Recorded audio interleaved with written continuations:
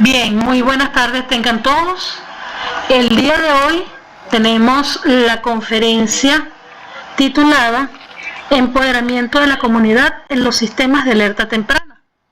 En nombre de la Dirección General de Cátedras Libres de la Universidad Centro Occidental Lisandro Alvarado, les damos la más cordial bienvenida a esta conferencia del día de hoy que nos brindará el ingeniero Abraham Salcedo, con la cual cerramos con broche de oro nuestro fructífero año de excelentes actividades.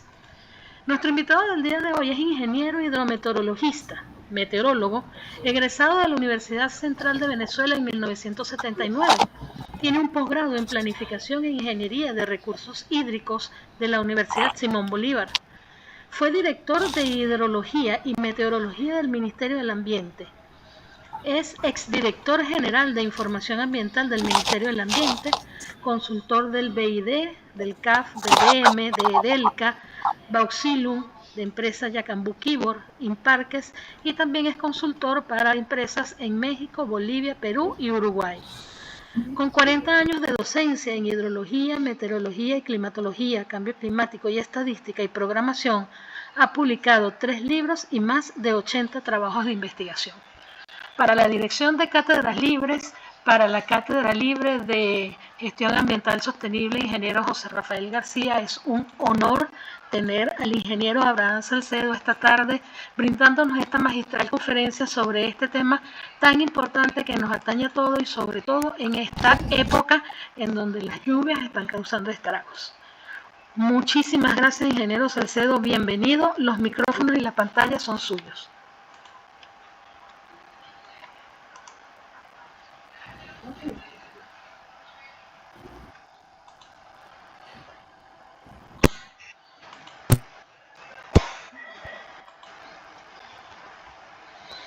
¿Será que no me escucho?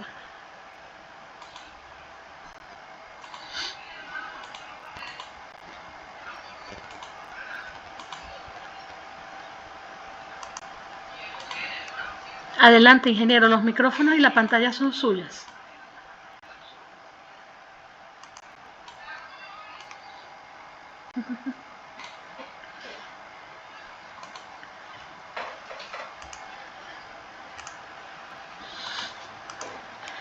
Perdón, ingeniero, tiene el micrófono silenciado. Debe activarlo. Ok. Tienes razón, ya lo activé. Ok, ahora sí, ¿verdad? Bueno, buenas tardes, muchas gracias por la invitación. Veo algunas caras conocidas y muchas gracias por haber venido a esta conferencia o charla que voy a darles a ustedes sobre algo en lo cual he trabajado en los últimos años, que es los sistemas de alerta temprana, y más que nada de los sistemas de alerta temprano en la parte del empoderamiento de las comunidades o el trabajo con las comunidades, porque bueno, ustedes que uno va evolucionando con los años y va cambiando de ámbito de vida a donde uno pueda ser más útil, y la experiencia de la experiencia que uno va acumulando puede ser de utilidad para las comunidades y para el país en general, inclusive para otros países también. Entonces, bueno, voy a referirme mucho a la experiencia que yo tengo en los sistemas de alerta temprano, ya que he estado trabajando en esto, bueno, desde que dejé desde el Ministerio del Ambiente, y prácticamente más bien desde el desastre de Vargas, que fue el que me motivó a que entendiera otro aspecto de la hidrología, de los riesgos, y bueno, como digo, uno tiene que ajustarse a las nuevas cosas que uno tiene que ir viendo, ¿no? Bueno, déjame ir cambiando esto, pero ahora no me quiere cambiar tampoco. Déjame ver qué es lo que está pasando. Vamos a acercarlo a ver.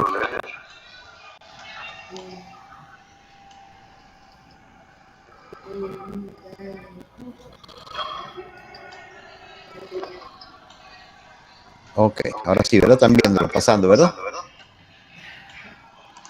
Sí, sí se ve. Ok, perfecto. Bueno, fíjense, voy a referirme primero que nada, bueno, a todos los sucesos que han ocurrido este año y particularmente en Venezuela, ¿verdad? Debido a lluvias especiales, a eventos hidrometeorológicos extremos y bueno, también en función de la vulnerabilidad, porque voy a referirme al tema de la vulnerabilidad bastante aquí, ya que muchas veces, como siempre hablamos de los desastres, bueno, los desastres generalmente no son debido a la naturaleza es la amenaza y los desastres son generalmente producto del ámbito humano, ¿no? Donde nos desenvolvemos, ya sea que ocupamos sitios inadecuados, ya sea que no estamos preparados, ya sea que no se alerta con suficiente tiempo o que no hay las obras adecuadas para mitigar lo que pueda pasar. Bueno, yo me referiré a algunos de estos aspectos, pero mi experiencia ha estado trabajando en todas esas áreas, ¿no? Bueno, en Santa Cruz de Mora, una cosa repetitiva desde el año 2005, aunque antes ya habían otros eventos en Venezuela. Este año volvió a ocurrir, no tan grave como lo del 2005, pero sí bastante importante. En Ecuador hubo unos eventos importantes, un aluvión, unas lluvias intensas y deslizamientos en Pereira, en Colombia, derrumbes en una ladera en Perú, en Río de Janeiro, en Montevideo, y hay muchos más. Estos fueron los que yo pude resaltar mejor y muestro lo que ocurrió con estos eventos. Y no solo en este lado del mundo y en Sudamérica y vamos a decir los países subdesarrollados, sino que también en países desarrollados, como en Alemania, que ocurrió unas inundaciones bien importantes el año pasado, también en México, en Italia, en Japón. Pero me voy a referir particularmente al de Alemania, ya que lo estudié con bastante profundidad para entender qué había pasado y por qué un país, pues fíjese, Alemania tuvo unas consecuencias muy, muy drásticas. En cambio, Holanda, que está aguas abajo, realmente, bueno, ni siquiera lo refirieron, o sea que no hubo ninguna consecuencia importante de las mismas lluvias que pasaron por esa cuenca y llegaron hasta Holanda. Ya me voy a referir a qué pasó ahí. Bueno, y este año, bueno, en Venezuela, y el último evento que tenemos, bueno, el penúltimo, porque ya han habido, el penúltimo no tampoco, porque ya han habido unos cuantos en el país con consecuencias bien importantes, pero el de Tejería fue muy resaltado por la prensa y políticamente tuvo trascendencia, pues estuvo en el Castaño, que me voy a referir a él porque el río Limón está al lado y cuando se instaló un sistema de alerta en el río Limón abarcó al Castaño. Bueno, estos son un poco los eventos. Y me voy a referir también a los sistemas hidrometeorológicos de alerta temprana que se han instalado en el país, ¿no? Desde hace muchos años. Bueno, desde 1972 hemos estado hablando no se hablaba de sistemas de alerta, sino sistemas de monitoreo, en el caso del río Neverí, por las constantes inundaciones de Barcelona, que luego fueron controladas bastante bien por un canal de desvío, y sin embargo se instaló un sistema de monitoreo del río Neverí, o sea que se abarcó dos aspectos de los sistemas de alerta, la parte estructural con ese canal de desvío, que todavía está activo, igual que en Cumaná se instaló también un sistema de desvío del río y fue con bastante éxito, que han funcionado los dos. En el río Guaire en 1982, a raíz de una creciente que hubo en 1980, se estableció también un sistema piloto, así se llamó, operativo de predicción hidrológica en la cuenca del río Guaire. Un sistema de alerta contra flujo de lodo y escombros de la cuenca del río Limón, al que mencioné hace rato, que fue gracias a JICA de Japón, y se montó un sistema de medida de alerta donado por Japón, y luego ese sistema fue, vamos a decir, repotenciado o reactivado con dinero aportado por la misión Ciencia, y se reinstalaron las estaciones y casi se activó otra vez el sistema alerta, pero evidentemente, y la prueba de que no se hizo bien, y fue que ocurrió el problema del Castaño, luego de Tejería. En Vargas, en el año 2000, a raíz de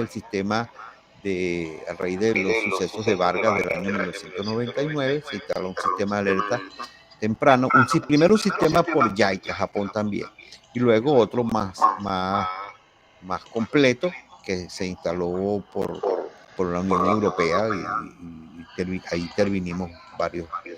Un sistema del río Boconó en el año 2000. En San José Galipán se montó una cuenca experimental para monitorear y entender cómo funcionaban esas cuencas de Vargas. El proyecto procede del año 2004, financiado por Francia, China y el Ministerio de Ciencia y Tecnología. El diseño de la red de estaciones para el sistema automatizado de seguridad y salud de la metropolitana. Realmente se compraron las estaciones, pero realmente nunca se instaló un sistema de alerta temprana. Luego el sistema de alerta temprana en el río Mamo, las quebradas Tacagua y La Zorra, el proyecto Prederes. Eso fue un sistema mucho más completo, con alrededor de 20 estaciones para estas 3 cuencas. Yo voy a referirme a todas las fallas que yo he entendido porque no han funcionado esos sistemas de alerta. Sistema comunitario de alerta temprana en Panaquire, Estado Miranda. Eso se montó en 2009 y puedo decir con satisfacción, yo participé en ese sistema, que ese sistema funcionó, se instaló y el año 2010 hubo una creciente muy grande y funcionó. El sistema de alerta temprana de las cuencas de los ríos Cabriales, Limón, ahí es la reactivación del de Yaica, las quebradas Milla, en Mérida y Guanta. Todo esto financiado por Misión Ciencia, no están operativos ahorita. El sistema de supervisión hidrometeorológica en las cuencas de los ríos San Julián y Camuri Grande, proyecto FONACI, tampoco está en funcionamiento. Y el sistema hidrológico de alerta temprana en la población del Tacal, en el estado Sucre, financiado por el BID, que está semioperativo. Este es un gráfico donde yo muestro el sistema de alerta del río Limón, el financiado por el fue el primero que se montó con toda la tecnología en Venezuela. Bueno, toda la tecnología relativa, como les digo, en el río Neverín en 1972 se montó algo bien completo, no había telemetría, sino todo por cable, y funcionaba, o se dejó bastante bien operativo, pero ok. Y este es el de Tacagua, La Zorra y Mamo, que bueno, eso costó $1 millón, ¿no?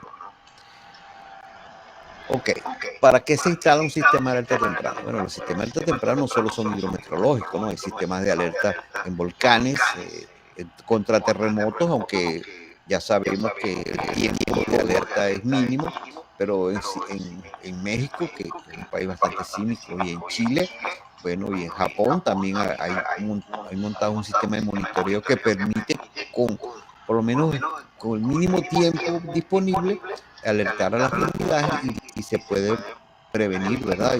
Y minimizar las pérdidas de vidas humanas sobre todo. O sea, son una herramienta que permite avisar de una manera rápida y eficaz de la ocurrencia de algún fenómeno que pueda poner en peligro las vidas y bienes de la población.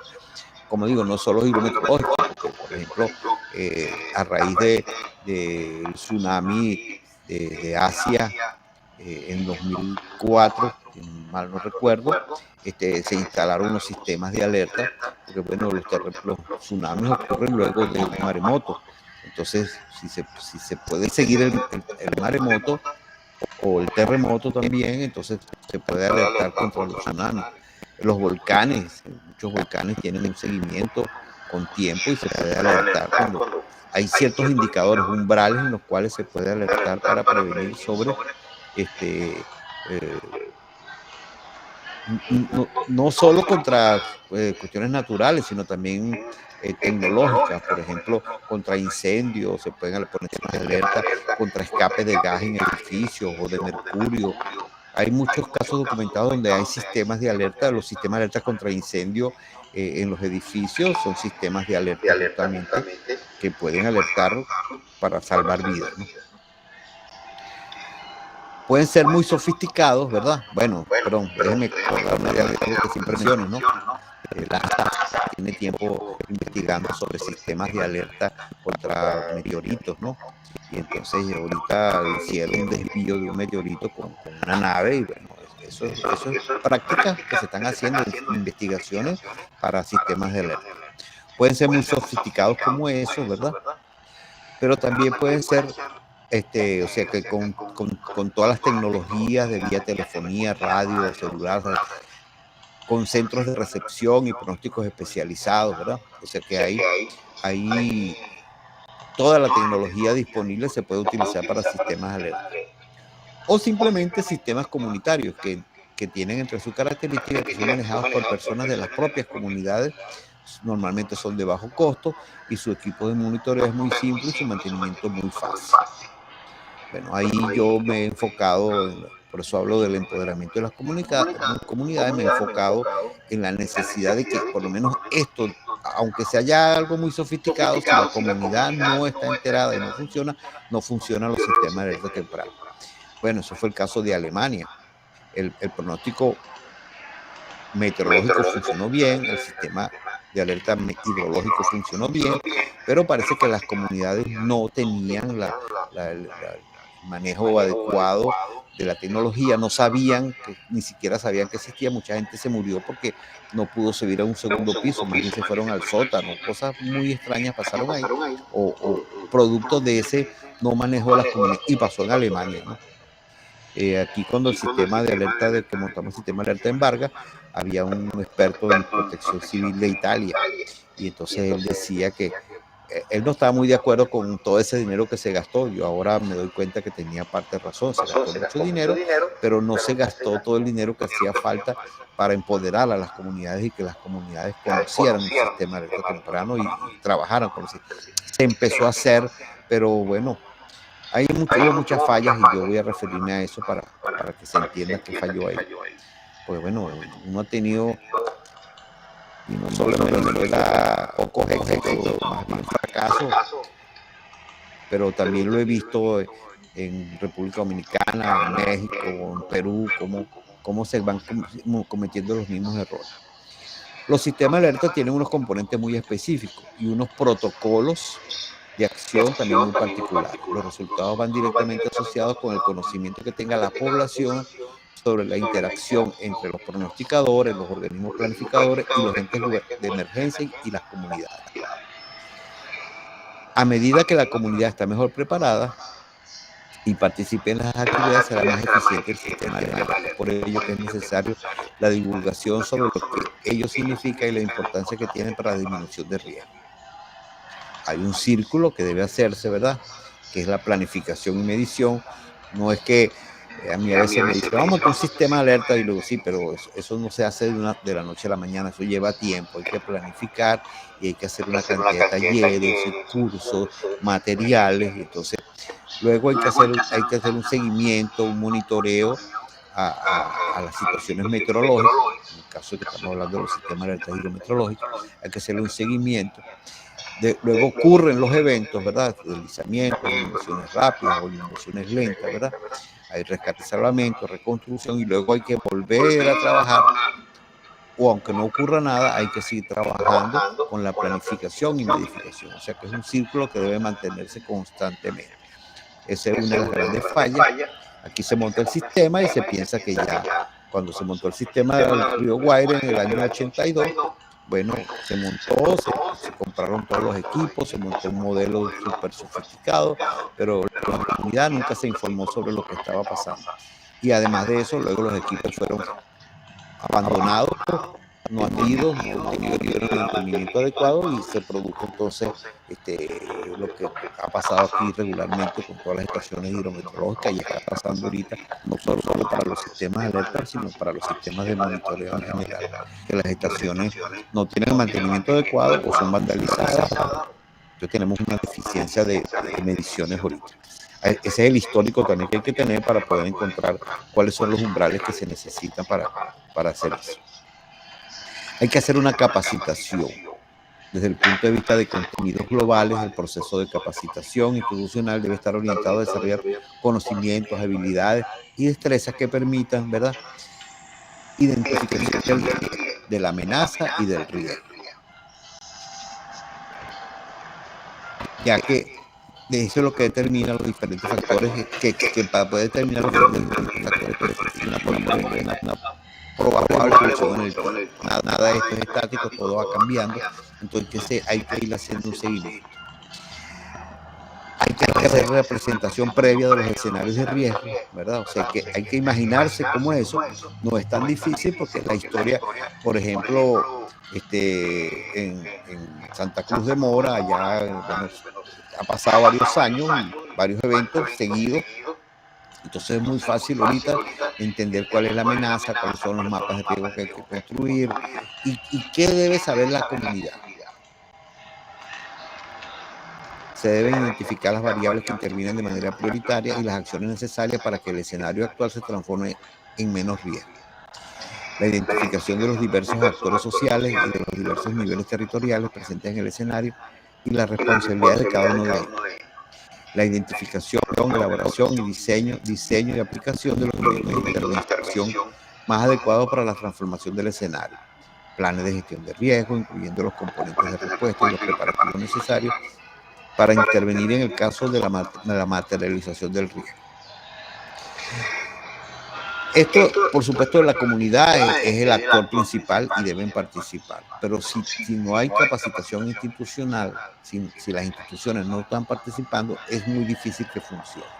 Fíjense que es muy complejo. En Vargas tuvimos toda la tecnología, se empezó a capacitar a las instituciones, se empezó a capacitar a las comunidades, pero en ese momento Vargas estaba pasando de una fase que se creó Corpo Vargas. Corpo Vargas era una institución supra local, o sea, se acaba de crear el Estado Vargas, y entonces había una gobernación. El ámbito territorial de la única alcaldía de Vargas era lo mismo que la gobernación, entonces ellos vivían en un eterno, todavía viven en un eterno conflicto de incumbencia, porque bueno, hay unas fallas ahí institucionales muy importantes. Cuando fuimos a entregarle bueno, desapareció Corpo Vargas, en ese interín desapareció Corpo Vargas. Corpo Vargas era el que administraba todo este proceso. Cuando desaparece Corpo Vargas, había que entregárselo a quién. Bueno, a nivel nacional, esa es una falla también que suele ocurrir aquí. Por ejemplo, las estaciones, en ese momento no se había creado el Instituto Nacional de Meteorología y Hidrología, se creó y entonces ellos querían administrar las estaciones, pero cuando le dijimos cuánto costaba administrar las estaciones, entonces no estaban muy interesados en administrarlas, y como estaban en un proceso de adquisición de equipos, entonces empezaron a discutir sobre si eran los equipos adecuados, y ellos al final abandonaron las estaciones que se les entregaron, no vieron viabilidad de atender esas estaciones y montaron nuevas estaciones, muchas veces al lado de las estaciones que ya existían. Y por otro lado, la parte de los que iban a gerenciar el sistema de alerta desde el punto de vista de las comunidades, de lo que había que hacer era o la alcaldía o la gobernación. También ninguno quiso asumir. Entonces al final no había quien administrara eso. Bueno, hemos debido a lo que estábamos promoviendo el proyecto, pensar en eso, bueno, sí, pero también era muy complicado hacer ese escenario cuando, bueno, la decisión de desaparecer Corpo Vargas fue tan rápida, no tuvimos tiempo de manejar eso, y la gobernación y la alcaldía yo creo que todavía no han entendido lo que eso significa. En estos días me dio la gente de la Universidad Marítima del Caribe, pues montamos una sala operativa en la Universidad Central y una en la Universidad Marítima del Caribe. La principal era la Universidad Marítima del Caribe, y le dimos todo el entrenamiento y toda la capacitación a ellos para que fuera una institución de investigación seria, la que administrara por lo menos la parte de la información, y luego la parte operativa, la sala situacional, manejar a la alcaldía y la gobernación, no hubo coordinación.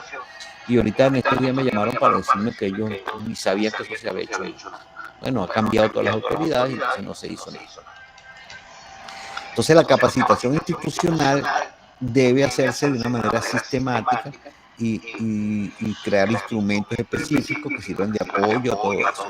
Eso se hizo y se ha hecho siempre. O sea, esos documentos están, pero tampoco no se pueden hacer documentos genéricos, sino documentos específicos para la comunidad y para las instituciones. Después viene el trabajo en las comunidades, ¿verdad? Que hay que hacer un trabajo también constantemente.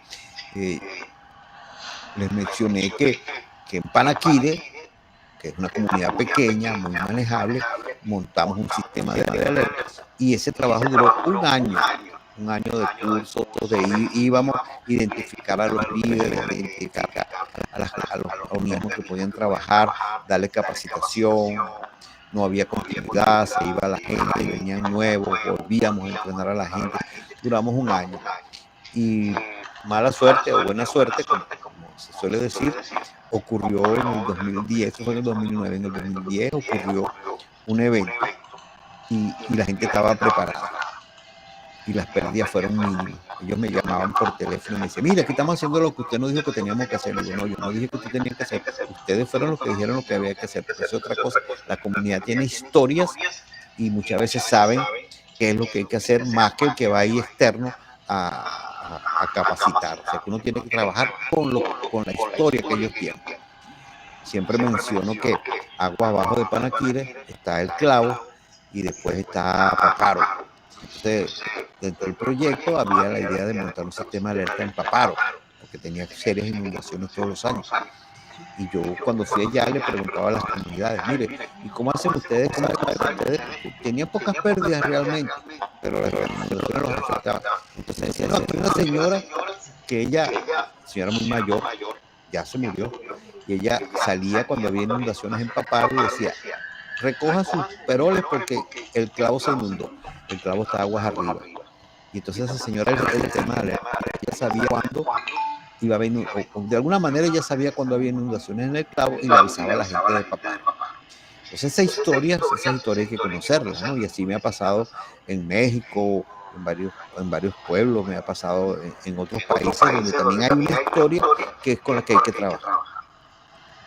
Bueno, por supuesto, cada vez las amenazas son mayores, quizás porque no me gusta ser tan drástico, porque muchas veces la vulnerabilidad es la que está ocasionando que haya más desastres, pero quizás porque también las lluvias se han incrementado por el cambio climático, ¿verdad? Entonces, bueno, eso está cambiando, también los actores han cambiado, entonces es un trabajo bien difícil que hay que seguir haciendo, porque la vulnerabilidad es complicada. Como ustedes saben, eso es más difícil que analizar la vulnerabilidad, es más difícil que la amenaza. El Banco Interamericano de Desarrollo hizo un programa, ¿verdad?, que se llama Hydrobit, que justamente ataca el problema de la vulnerabilidad, pero la vulnerabilidad física, no la vulnerabilidad social, que es más complicada que la vulnerabilidad física. O sea que esto tiene muchas aristas y bueno, es un trabajo bien interesante, pero a la vez bien complicado.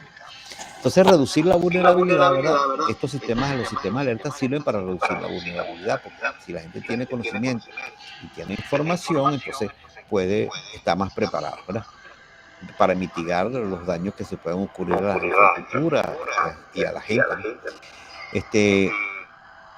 Hay que tener sistemas de información hidrometeorológico, pero estos pueden ser simplemente pluviómetros de esos comunitarios que hemos fabricado y se le han instalado a la gente, pero si no hay nadie que tenga un repositorio de esa información y procese esa información, no hay sistema de alerta temprana. O sea, hay que hacer monitoreos pluviométricos, hidrométricos, simplemente saber. Embarga, la gente decía, nosotros vimos las quebradas, estos días vi una margarita, una quebrada, y decía que ellos nunca habían visto esa quebrada, estaba en la montaña, una cascada, ellos nunca la habían visto. O sea que ese es un evento extraordinario y eso forma parte de lo que hay que conocer, ¿verdad? Y muchas veces la tecnología puede ayudar a eso. Planificación para emergencias, preparativos en el ámbito local, respuestas de desastres de origen hidrometeorológico.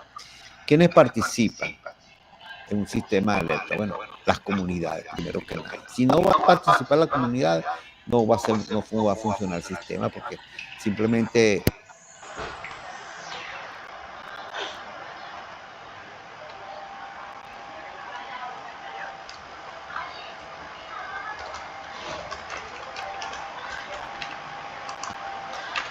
Perdón, ingeniero, disculpe que lo interrumpa. No se le escucha. Sí. ¿Aló? ¿Ahora? Sí, ahora sí. Ok. Perfecto. Así que el micrófono se bajó. Me están oyendo bien, ¿verdad? Ok, entonces los gobiernos locales, los gobiernos nacionales, el gobierno nacional tiene que participar. Todas las instituciones, los organismos regionales, los organismos internacionales. Bueno, fíjense, para montar un sistema de alerta que montamos en Mérida, bueno, la gobernación participó, Protección Civil. Entonces nosotros el proyecto lo estábamos manejando desde Caracas. Eso puede ser un error porque, bueno, una de las reacciones que tuvimos es que los merideños no estaban muy de acuerdo con que fuera de gente de Caracas a instalar un sistema de alerta ya temprano. Y yo les dije, bueno, pero no importa, vamos a ver cómo hacemos para que el dinero le llegue a ustedes y nosotros nos quedamos ahí como apoyo para trabajar.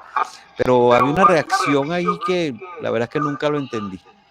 Había una persona merideña que estaba trabajando con nosotros, que por un contacto era el apoyo de nosotros allá, y le decíamos que no entendíamos. Y él dice, no, yo tampoco lo entiendo. Pero bueno, ¿por qué tú no lo entiendes si tú eres de Mérida? No, es que yo no soy de Mérida. Yo tengo toda la vida viviendo aquí, pero yo soy de Barquisimeto.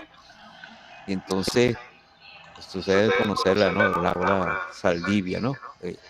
Entonces, yo decía, pero es tan difícil, muy difícil, ¿no? O sea, que es complicado. Bueno, allá en Santa Cruz de Mora, cuando hubo la inundación de allá, intentamos montar un sistema de allá y conseguimos los recursos con un organismo internacional, pero también no hubo manera de trabajar con las comunidades allá. O sea, es complicado. Hay que entrenar a los mismos organismos internacionales, los organismos no gubernamentales, el sector privado tiene que participar porque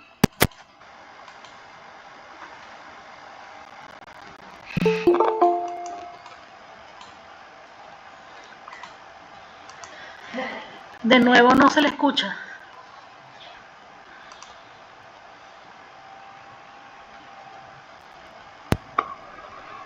¿Aló? ¿Me escuchan? Sí, ahora sí. Ok, algo está pasando con el micrófono. Quise usar algo más moderno y mejor de calidad, pero no era mejor mi microfonito viejo. ¿Ahora? Sí, sí se le escucha. Sí, sí se le escucha. Ok. Bueno, entonces se debe convocar a todos los miembros de la comunidad a reuniones para explicar la importancia del sistema de alerta temprano y establecer un programa de trabajo donde se explique los conceptos generales para el mejor entendimiento. Se repartirán las responsabilidades de acuerdo con las habilidades de cada persona. Debe haber charlas sobre amenazas, riesgo y vulnerabilidad. Hay que entender eso bien porque la gente suele confundir y el problema de la vulnerabilidad es tan grande que esas charlas tienen que ser continuas y constantemente, y tiene que la gente se va y aparecen nuevos actores, entonces hay que estar trabajando con eso. Bueno, nosotros vamos a decir, los hidrólogos, los hidrometeorólogos, los académicos en general, ¿verdad? Porque es una falla. Yo después de eso aprendí a trabajar mucho con los sociólogos, hacer equipos multidisciplinarios, porque me di cuenta que no era sencillo que se hiciera solamente, o sea, no es la parte teórica lo importante, ¿no? Entonces, bueno.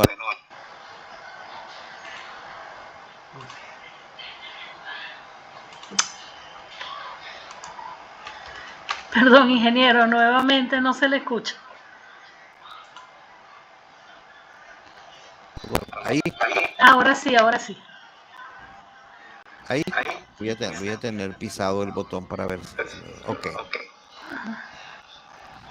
Hay que hacer todo el recurso, ¿verdad?, que se le debe dar a las comunidades, a los organismos, ¿verdad? Y materiales específicos de esa cuenca, porque no podemos hacer cosas generales teóricas, sino simplemente materiales de acuerdo. Por ejemplo, si uno trabaja con Milla, en Mérida es muy distinto trabajar con el río Limón, porque la cuenca tiene características diferentes, la gente tiene características diferentes. Nosotros en Panaquire, cada vez que íbamos para allá, teníamos que terminar la jornada con tambores y fiesta, ¿no? Bueno, porque esa es la idiosincrasia de ellos, ¿no? O sea, en cambio, cuando fuimos a Cumaná, es otra cosa, ¿no? O sea, la gente tiene otra idiosincrasia y hay que trabajar con eso. ¿Qué significa eso? Los policías son distintos, los policías hay que trabajar con los policías, protección civil son distintos.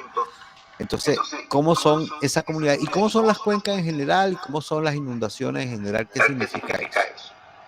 Y hacer los mapas de acuerdo a eso. Bueno, entonces hay que hacer una lista de los eventos, ¿verdad? Que afectan a las zonas, ¿verdad?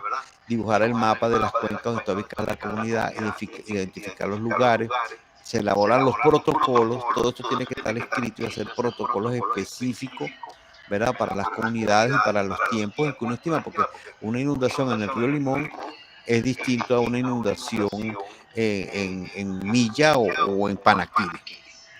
Pongo el caso de Panaquire porque ahí fue donde hicimos el mejor trabajo. Nosotros creíamos que la inundación de Panaquire era debido a que ahí llueve después de Amazonas, Bolívar y el sur del lago, la zona donde más llueve en Venezuela es en Panaquire. Y sin embargo, ellos nos dijeron, no, aquí el problema no son las lluvias. No sé cuál es el problema. Bueno, aquí el problema es el río Guaire, cuando viene cargado de basura de Caracas, las inundaciones vienen de Caracas, y el río Cuira. Tiene que llover en Cuira y Panaquire para que haya una inundación. Y Cuira y el Guaire para que haya una inundación en Panaquire, ¿no? Eso yo no lo entendí hasta que estuve allá. Y entonces hicimos un protocolo para eso. ¿Y cómo saben ustedes que está lloviendo en Cuira? Ah, porque de aquí lo vemos. ¿Y cómo sabe usted que está lloviendo en el Guaire? Bueno, porque viene el río cargado de potes de plástico. Cosas como esa. Y entonces nosotros montando que íbamos a montar medidores de nivel. Y todo eso. No, la cosa era mucho más sencilla. Y bueno, también ahí se sabía que cuando aguas arriba se inunda, tienes tanto tiempo para manejar la inundación en Panaquire. Como el mismo caso del clavo con papá, ¿no? O sea que eso es distinto. Estando en Mérida, tratando de montar el sistema de Mérida, ya ocurrió una inundación en una montaña por allá cerca de Mérida. Y no nos enteramos sino después que pasó. O sea que trabajar eso es sumamente interesante, pero muy complicado. Entonces hay que hacer toda una serie de talleres, ¿verdad? Con las comunidades para definir, fabricar pluviómetros comunitarios, colocación de miras, organización comunitaria, mapas de amenazas, protocolos, todo es protocolo, tiene que estar por escrito. Ellos tenían en Panaquire su papel de trabajo con plastificado y ordenado, y estaba en la iglesia, y estaba en las escuelas, y estaba en todas partes. Entonces, todo el mundo sabía cómo era. Hay que hacer simulacros.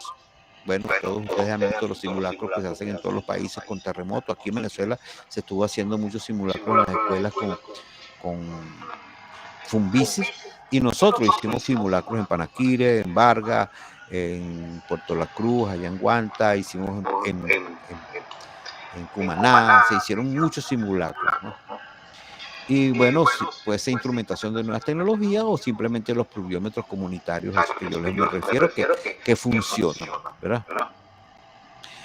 Se hacen talleres para los pluviómetros, ¿verdad? Aquí está un manual que se hizo, el manual de pluviómetros comunitarios, ¿verdad?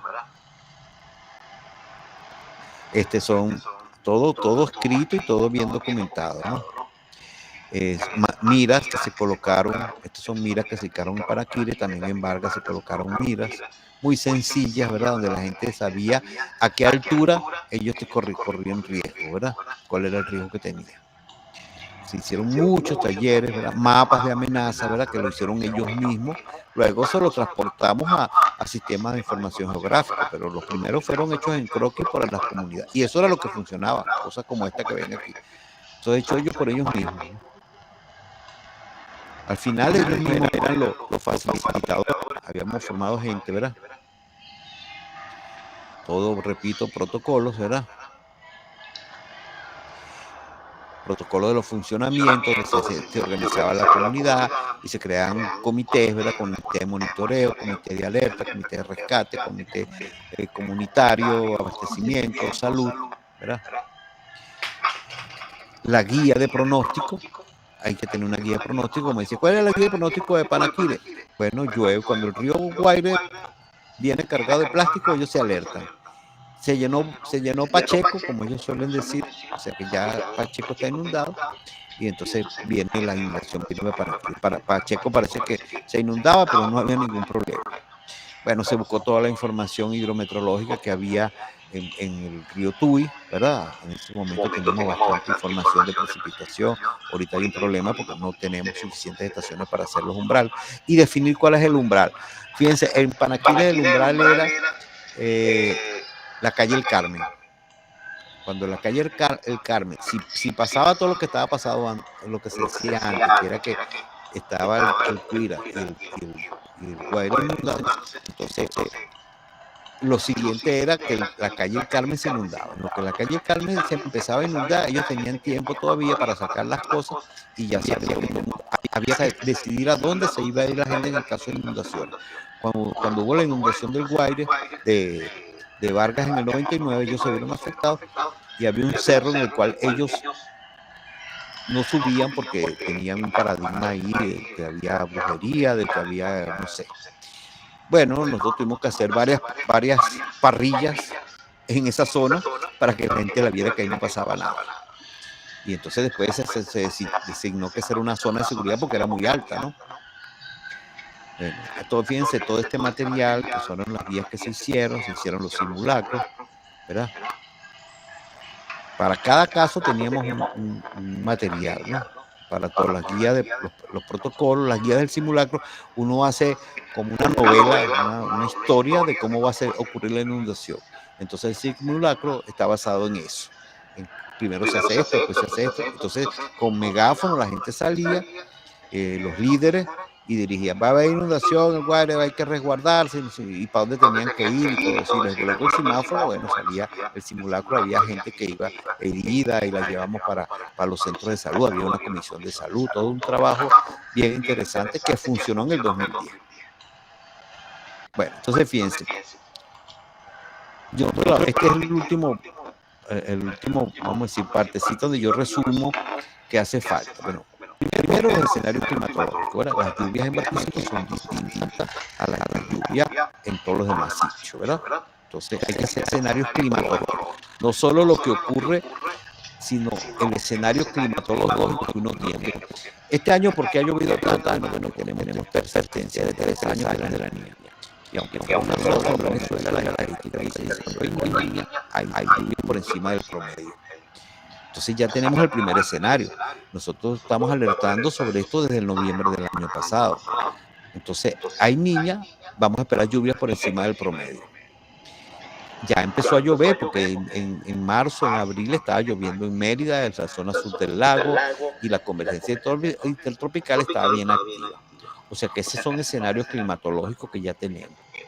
Pero luego tenemos en el momento, y ahí donde la red hidrometeorológica en tiempo real es importante, y si no, la gente, porque una cosa es que está lloviendo, si yo conozco bien, por ejemplo, en Tejerías, la gente debería haber estado alerta, que empezó a llover y tenía tantas horas lloviendo. ¿Cuántas horas lloviendo en Tejerías son ya sin que haya una posibilidad de que haya deslizamiento? ¿Y cómo es esa cuenca? Eso tiene que conocer a la comunidad. O sea, tenemos que tener el escenario climatológico, el pronóstico meteorológico, la convergencia activa, o viene una onda del este, o es una tormenta. Cuando ocurrió la tormenta Brett en Caracas, bueno, uno le hizo seguimiento a la tormenta Brett y sabía en cuánto tiempo iba a llegar a Caracas. Entonces, bueno, ahí estaba, no se podía desalojar a la gente, eso es difícil y complicado, pero Protección Civil estaba en alerta en las comunidades más vulnerables que iban a tener. Y bueno, manejamos bastante bien para una tormenta que pasó por toda Venezuela. El pronóstico hidrológico es ya en la cuenca específicamente, donde uno ya sabe si hay simulaciones y eso, pero si no, la comunidad sabe cómo debe comportarse y tener mediciones, hidrómetros propios o marcas para saber qué ha pasado, el cambio de color, el ruido de la creciente. Entonces, todo eso hay que estudiarlo con la comunidad. Bueno, el mapa de ocupación de los espacios, porque bueno, en el caso de Tejerías, bueno, ya sabemos que prácticamente la comunidad estaba en el cauce. Pero en el Castaño, una urbanización totalmente distinta desde el punto de vista zoológico, Bueno, ahí igualito pasó un desastre y había puras quintas y sin embargo pasó. O sea que no es solo un tema de las comunidades más vulnerables. Bueno, hay que estudiar la cuenca, la flora, la vegetación, el suelo, hacer los mapas de amenaza. Podríamos llegar a mapas de riesgo, pero el tema de la vulnerabilidad otra vez es complicado. Pero bueno, siempre hay que ir apuntando hacia eso. Los protocolos de actuación, el monitoramiento y los simulacros que hay que hacer. Todo estos son los puntos, como le dice el check, que uno tiene que ir haciendo para decir que existe un sistema de alerta. Todo esto con las comunidades, todo esto con los organismos, todo esto hacerlo y rehacerlo. O sea que no es que también yo lo hice este año, porque bueno, si uno va a Vargas ahorita se va a dar cuenta que la gente, antes de Vargas, la gente decía que eso había ocurrido, que eso no iba a ocurrir nunca, porque eso ocurrió fue en el año 51. Luego en el año 2005 nosotros alertamos que ocurrió también otra vaguada en esa zona y la gente decía, no, pero eso ya pasó, y no hubo manera que la gente entendiera. Bueno, porque no se trabajó toda la comunidad y hay que seguirla trabajando. Bueno, entonces, la historia de las comunidades constituye un recurso fundamental para la interpretación de los procesos de construcción de riesgo y el conocimiento de las experiencias de mitigación y respuestas ante los desastres. Esa es la conclusión más importante y por eso esta presentación, a mí me gusta decir que es el empoderamiento de la comunidad lo que realmente puede contribuir más eficientemente a disminuir, ¿verdad?, la vulnerabilidad y a mitigar las amenazas. Los estudios y evaluaciones de riesgo deben contener propuestas técnicas y procedimientos participativos que posibiliten el empoderamiento local. Los mapas de riesgo elaborados participativamente y la valorización de facilitadores constituyen herramientas didácticas importantes. Las propuestas para la gestión de riesgos deben elaborarse y aprobarse con funcionarios de las instituciones. También si no funciona, las alcaldías, las gobernaciones, protección civil, los bomberos, los policías, los scouts, todo el mundo tiene que participar, ¿verdad? Pues los públicos y privados, los privados tienen que participar, ¿verdad? Y sobre todo hay que identificar los líderes de la comunidad. Las propuestas de obra de mitigación, que también son parte de los sistemas de alerta, ¿verdad?, se sustentan en las evaluaciones y zonificaciones de riesgo y comprenden la vivienda, infraestructura, servicios y los sitios productivos para asegurar su mantenimiento, y se prioriza el uso de tecnologías accesibles de la población. Los planes de emergencia deben basarse en la identificación local y habilitación de las zonas de evacuación y refugio que posteriormente pueden ser accesibles y seguras para la reubicación definitiva de la población. La producción de materiales educativos son el insumo clave para la capacitación. O sea, si no se tienen materiales, no se puede hacer la capacitación y sensibilización a la comunidad. Los comportamientos adecuados aprendidos ante la ocurrencia de fenómenos destructivos se asocian con el conocimiento de las características del fenómeno. O sea, que hay que conocer muy bien las características del fenómeno y la valoración de la población en los riesgos. En estos proyectos se trabaja con eventos que tienen cierta probabilidad de ocurrencia, pero hay indicaciones que estos van a estar cada vez más asociados a los cambios climáticos. Las investigaciones al respecto están todavía muy incipientes. Esto determina que las comunidades manejan una incertidumbre que es mayor a la propia de su cotidianidad. Y es lógico que no puedan tomar la conciencia necesaria para incluir las variables riesgo hidrometeorológico y otras amenazas de origen natural en su proceder diario. Las autoridades de todo nivel, esto tiene que hacerse desde arriba a abajo y de abajo para arriba. Si las comunidades abajo presionan, lo logran. Porque de arriba siempre empiezan a zonificar y a tomar decisiones. Cuando hicimos el proyecto Comisión Ciencia, escogieron unas cuencas.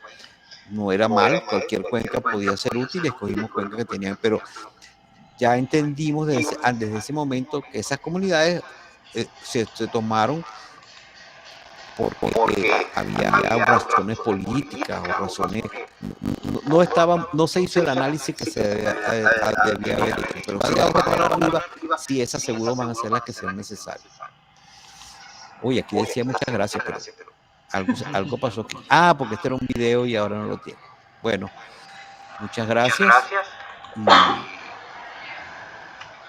Estoy aquí disponible para alguna pregunta que tengan.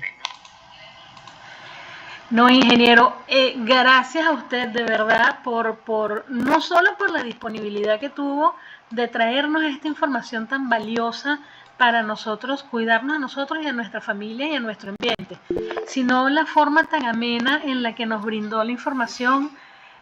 Uno lo capta rapidito, uno capta cuáles son las palabras clave y ese título que le puso del empoderamiento personalmente considero que es clave. El trabajo con las comunidades no es sencillo, pero si se logra ese empoderamiento que usted dice, yo pienso que el éxito está garantizado.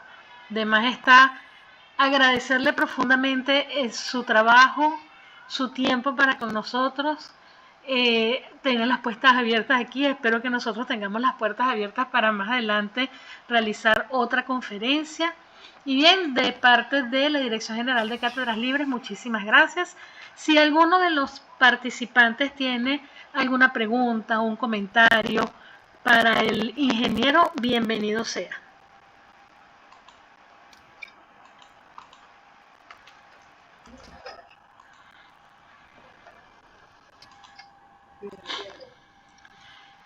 Perdón, Perspectivas Agropecuarias escribió en el chat: saludos, doctor Salcedo. Entiendo que el elemento institucional es fundamental. En este caso del tema de alertas, ¿qué papel debería ocupar el INAMET en la direccionalidad de los programas? Eso lo pregunta Jesús Dugarte, de Perspectiva Agropecuaria. Hola Jesús, ¿cómo estás? Un placer oírte. Sí. Bueno, mira, ¿me está escuchando, no? Sí. Ok. Bueno, fíjate, el papel, yo admito que como siempre uno piensa que cuando yo fui director de hidrología, que uno piensa que la información hidrometeorológica es exclusiva y debe ser manejada por un ente como el INAMEO o lo que era la Dirección de Hidrología o cualquier organismo fundamental del país. Ahora, el tema de los sistemas de alerta, como digo yo, es demasiado importante y demasiado fundamental para que lo maneje. Ellos son uno de los actores, y a lo mejor bien importante, por supuesto, por la información que ellos manejan.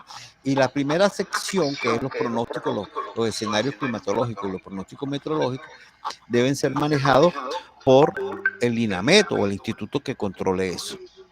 Pero no necesariamente ellos son los únicos, mejor dicho, no deben ser los únicos, porque ellos fallan también. Y además, fíjate, ahorita cuando ocurrió el desastre de la tejería, le pedimos la información al INAME y nos dijeron que había 180 milímetros en 6 horas.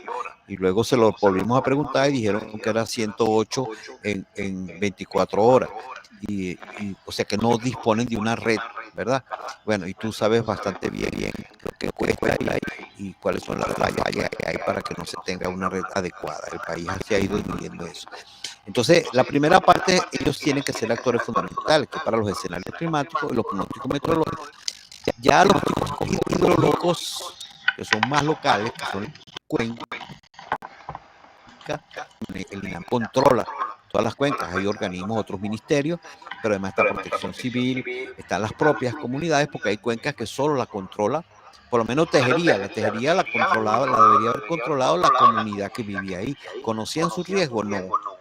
Entonces, pero si usted le pregunta a los organismos, entonces te dicen que ellos son el ente encargado de eso. Eso es un error y bueno, espero que eso se resuelva, porque no podemos seguir pensando que en Estados Unidos, en Italia, me contaba el italiano que las cuencas, las comunidades las manejaban regionalmente las comunidades. En España también es así.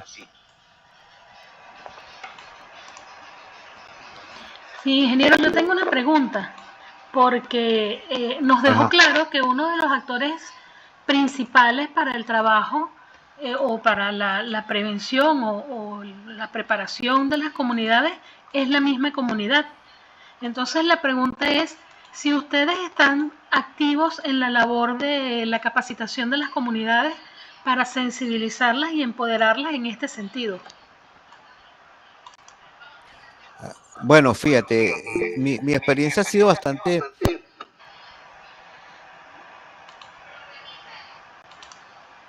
No se le escucha, ingeniero, disculpe. Ahora sí. Ahora sí. Yo tengo que seguir, no es que quiero, no, yo tengo que seguir participando en el desarrollo e implementación de sistemas de alerta temprano, pero hay que identificar quiénes están comprometidos localmente.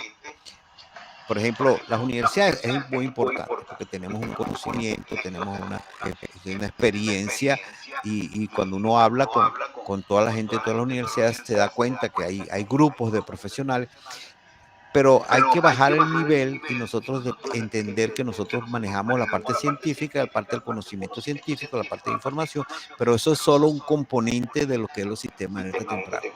Entonces, bueno, a mí me encanta este tema y bueno, tuvimos problemas en Mérida, pero en Carabobo no tuvimos problemas. Con la Universidad de Oriente trabajamos muy bien con ese equipo. Bueno, en Lara conozco muchísimos profesionales que yo estoy seguro que podríamos hacer unos buenos equipos y además yo soy Barquisimeto metido, ¿no? Gracias, ingeniero. El señor Dugarte pregunta, ¿en Venezuela ha existido algún sistema de alerta que pueda haber tenido continuidad y resultados exitosos? Bueno, mira, como el tema de las comunidades es tan crítico, muchos están todavía semi-operativos, ¿no? Por ejemplo, o sea, se pueden restaurar y cero, pero el tema es que las comunidades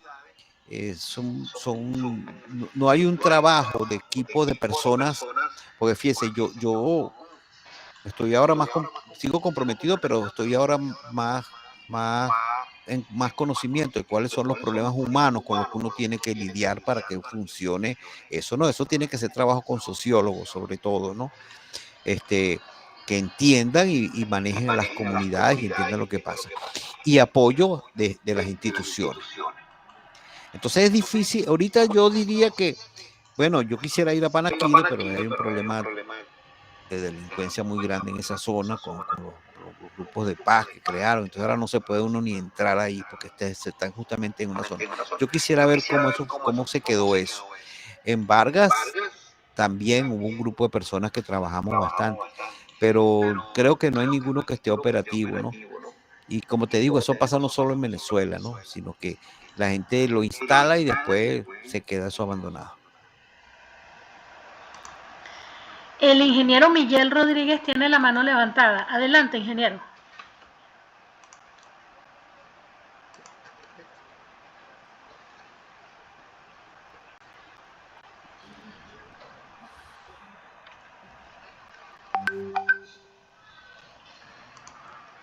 Ingeniero Miguel, tiene la palabra.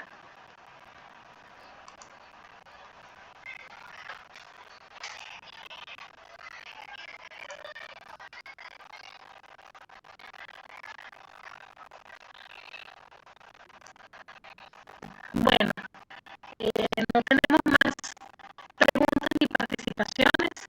De verdad, ingeniero Salcedo, muchísimas gracias por esta presentación, por este rato con nosotros tan ameno. A mí me agradó muchísimo porque desconociendo el tema entendí perfectamente lo que nos habló. Eso quiere decir que la forma en la que lo hizo estuvo muy bien orientada, de verdad. En nombre de la Dirección de Cátedras Libres y de las autoridades de la Universidad Centro Occidental y San Alvarado, te agradecemos profundamente el haber apoyado este proyecto, el haber compartido con nosotros y el haber estado informándonos de este tema tan importante, tan relevante y tan actual, en el que muchos se han visto afectados y que muchos de nosotros podemos contribuir a mejorar las condiciones de esas personas y a evitar nuevos accidentes, nuevos eventos. Agradecida profundamente, ingeniero. Bueno, gracias a ustedes. Mira, yo te voy a mandar la presentación, la puedes distribuir. Si alguien tiene alguna pregunta, con mucho gusto tú me la remites por el chat y yo con gusto le contestaré o aportaré lo que yo crea conveniente, ¿ok? Excelente. De verdad, muchísimas gracias, ingeniero, y gracias a todos los que estuvieron presentes en esta actividad, los que participaron, el profesor Miguel, que está desde temprano con nosotros y que fue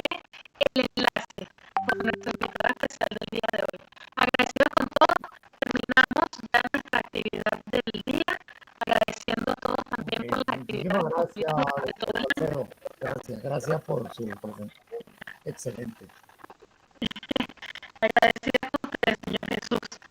Bien, Bueno. de esta forma concluimos con la actividad del día de hoy, con las actividades de la dirección. Bueno, gracias. 2022.